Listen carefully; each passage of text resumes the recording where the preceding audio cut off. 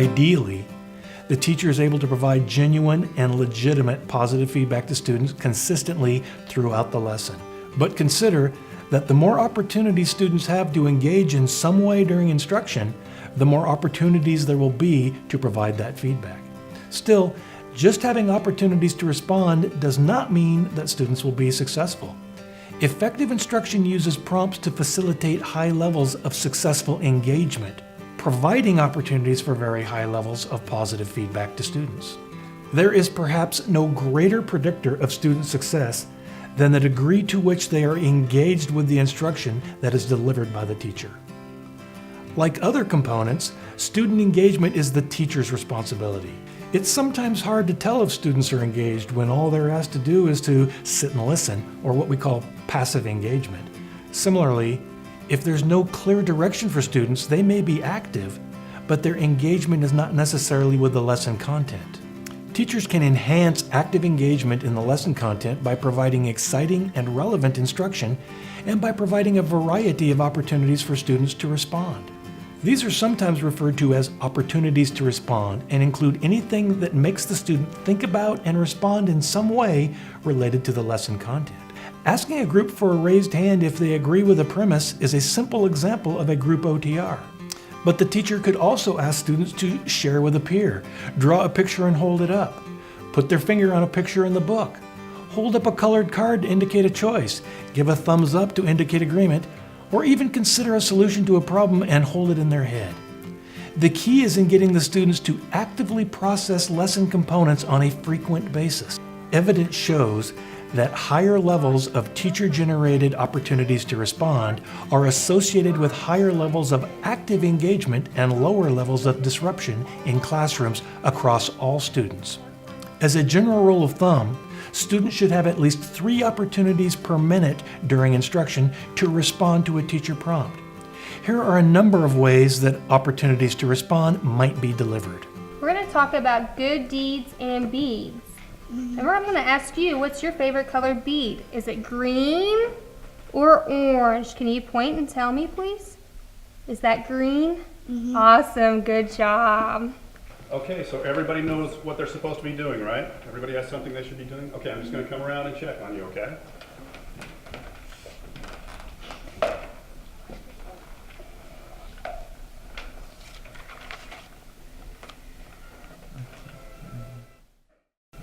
When considering engagement, there are 3 big ideas.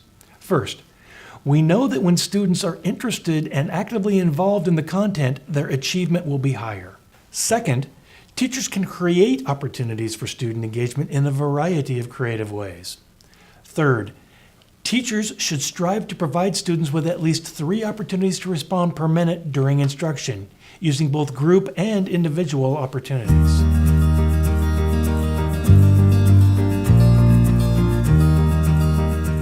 It's said that practice makes perfect, and while perfection isn't necessarily our goal, practice is an important part of instruction. We know that the more a student practices with a skill, the more fluent he or she becomes. And fluency is an essential element of being able to use a skill in the real world, to remember it and use it quickly, without much thought or effort. Moreover, fluency sets the occasion for maintenance of a newly acquired skill. The question for most teachers is, how do I provide practice that is not overly laborious and boring, making students hate the content? You may have heard this expressed as drill and kill, and this is something that really needs to be avoided. Effective practice occurs in smaller chunks and over a length of time. Large repetitions all at once are not as effective and can lead to student boredom and even revolt. Consider learning to golf or play a guitar. Spending several hours working at it all at one time would not be as effective as spending smaller increments every day over a period of weeks. When considering acquisition, there are 3 big ideas. First, students must be given opportunities for repetitive practice. Research is very clear that this is an important part of learning. Second, the fluency that is generated through repetition is essential for creating confidence and committing the skill to memory. And third, long and boring repetitions are not effective. Effective practice involves short bursts of practice repeated over a number of days. Feedback on performance is not an add-on. It is an inherent and crucial component of instruction. Imagine trying to teach a new skill to someone without ever being able to say yes or no with regard to performance. How would they ever know if they were right? For much of what we teach students, there is no natural feedback. Math does not tell you if you got the right or wrong answer, and reading will not correct an error. We all had a teacher at one point tell us we did a good job sounding out a word, and that reassurance gave us the confidence to keep going. But we no longer hear such verbal praise for reading because we now have complete confidence in our ability. But it takes success to build success, and it is the teacher's job to make sure that student success is frequent and noted. Of course, when students make errors, we don't do them any favors by not telling them. Students need to know right from wrong, and that feedback gives that to them. Rather, frequent errors are signals that instruction is not working. Student errors should be met with reteaching and assistance to try to get them to be successful the next time. Watch these examples of how teachers provide feedback for both positive and negative behavior. I can't believe, thanks for oh, hello, thank you for bringing your book. Okay, we'll find it, no problem. Okay, what I want you to do is, since you found the section, the nature kid, I want you to go through and find a supporting detail, okay? So you all get right to it, reread the section and find a supporting detail. Okay, girly. So we've been reading our book, and we know in informational text there are text features that can help us. So let's look in here and see if there's a heading that has something to do with plants and wildlife, okay? So let's open our book and see. Maybe this one? Why do you think that page would tell us? Caption is the nature kid. The nature kid. Okay, very nice job. Let's keep looking to see if there's any other section, and we might come back to this one. We want to make sure we have the right section. Do you think One Smart Kid would have anything to do with plants and wildlife? What about the college challenge? No? You're... Okay, let's see. What about great teaching? Probably not, and we've only read this far, so let's go back and see. I want you to reread that section and see if you can find a supporting detail, okay? Okay, nice job. Thank you. How did we do over here? Did you get it done? Yeah. Good, nice, good job. How about over here? Did you get done? Hey, good job, great. Way to go.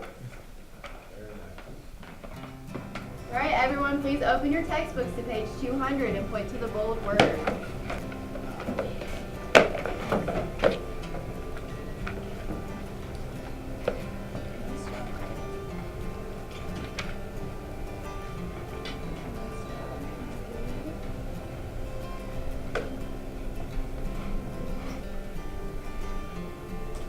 Good job, everyone. That was really quick. Nice job. Okay, let's see, you've got your thesis statement, right? Good. Now what comes next? Topic sentence. That's right, your topic sentence. So I'm going to have you do your topic sentence right here next. You can go ahead and write that down. And see, when you have your thesis statement and all of your topic sentences, you have the entire paragraph written down there. So good job. Go ahead and write that down. What's your favorite colored bead? Is it green or orange? Can you point and tell me, please? Is that green? Mm-hmm. Awesome, good job. When considering feedback, there are 4 big ideas. First, feedback is an essential part of effective instruction and must be included. Second, when teaching a new skill, feedback must occur immediately and every time there's a response. Third, feedback for negative behavior or errors is just as important as feedback for positive behavior. And fourth, we know instruction is successful when ratios of positive to negative feedback are high in favor of positives. If we don't see this, it is a signal that instruction is not being effective. Effective teachers can tell you quickly where every student currently stands in terms of their success within the curriculum. When teachers use the student's performance with the curriculum during the lesson as an index of progress, it is known as curriculum-based assessment, or CBA. This is not formal in any way. Although effective teachers likely record student performance in the form of a check mark to indicate those who have and have not demonstrated mastery of a specific component skill. But the idea here is that teachers assess on a daily basis via their interaction with the student in the lesson content. Those students who have not mastered the content will require additional instruction, engagement, and feedback to bring them up to speed and maintain their confidence. When considering formative assessment and curriculum-based assessment, there are 3 big ideas. First, effective instruction requires that teachers know whether students are getting it, so that they'll know where to start instruction and where to focus instruction the next day. Second, monitoring student progress must occur frequently and in creative ways. And third, monitoring needn't be a task in addition to instruction, as teachers can assess students informally during instruction.